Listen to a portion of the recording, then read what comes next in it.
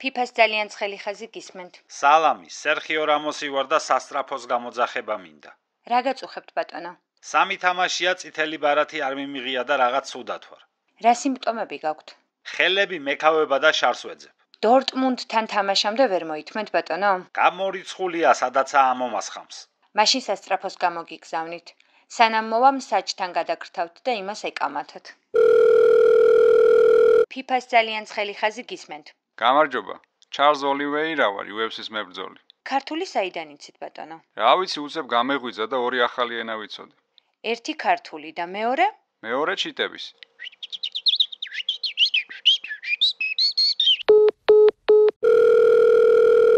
ძალიან ცხელი ხაზი გისმენთ. და თქვენ მიბრძანდებით? მე ცხელი ხაზის ოპერატორი ვარ, რა გნებავთ ქალბატონო? არაფერი, ჩემ ქმარს ნომერს უმოწმებდი, მართლაც ცხელი ხაზი იყო თუ არა, კარგად. ძალიან ცხელი ხაზი გისმენთ. გამარჯობა, ჰარი კეინი ვარ. მაინტერესებს ბუნდესლიგის მოგების შემდეგ წევლა თუ მომეხსნა. ახლავე გადაგიმოწმებთ. სამწუხაროდ არ მოგეხსნებათ ბატონო. კომპიუტერი მიჩვენებს, რომ მეოთხედ ფინალში PSG-ს ვხვდებით. ფიფას ძალიან ცხელი ხაზი გისმენთ. გამარჯობა. კოლომოვანი ვარ, იუეს ფეხბურთელი. რა გნებავთ ბატონო? არაფერი, უბრალოდ თავი შეგახსენეთ. ფიფას ძალიან ცხელი ხაზი გისმენთ. გამარჯობა. ფლორენტინო პერესი ვარ. გისმენთ ბატონო, რით შემიძლია თქვენი დახმარება? ჯობ ბელინგემის შეძენა მინდა. მშვენიერი არჩევანია. ვიცი, უკვე მყავს ერთი ეგეთი და მაინტერესებს მეორის შეძენაზე ფასდაკლება თუ მოქმედებს. გაგირკვევთ ბატონო. კარგი და ყავა შემომიტანე, რა გეხვეწები. ძალიან ცხელი ხაზი გისმენთ. გამარჯობა, კილიან მბაპე ვარ. გისმენთ ბატონო. ოქროს ბურთის ნომინანტთა სია გადავამოწმე და მე არ ვარ. ძალიან გავბრაზდი. რას ვიზამთ? ოქროს ბურთიც მრგვალია ბატონო. ფიფას ძალიან ცხელი ხაზი გისმენთ. გამარჯობა, დუშან ვლაჰოვიჩი ვარ, იუეს ფეხბურთელი. გისმენთ ბატონო. მაინტერესებს ვეგასიდან მაიამიში რა ნომერი დაფრინოს. No more bets, please. და ნებისმიერი რიცხვი მითხარი. ფიფას ძალიან ცხელი ხაზი გისმენთ. გამარჯობა. ინტერ მაიამი გავარდა? დიახ ბატონო. ნამდვილად? კი, PSG-მ გამოაგდო. ხო არ გეშლებათ? არა ბატონო, 4-0 წააგეს და გავარდნენ. გაგახარა ღმერთმა. გულოცავთ ილია თოფურიას ორი წონის ჩემპიონობას.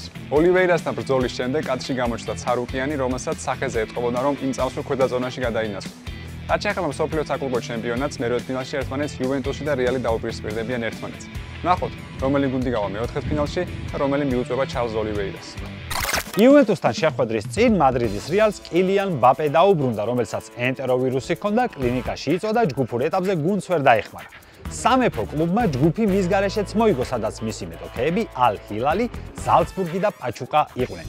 შეიძლება ითქვას, მსოფლიო საკლუბო ჩემპიონატზე კილიან მბაპემ უფრო მრისხანე მეტოქე დაამარცხა, ვიდრე სამეფო კლუბმა.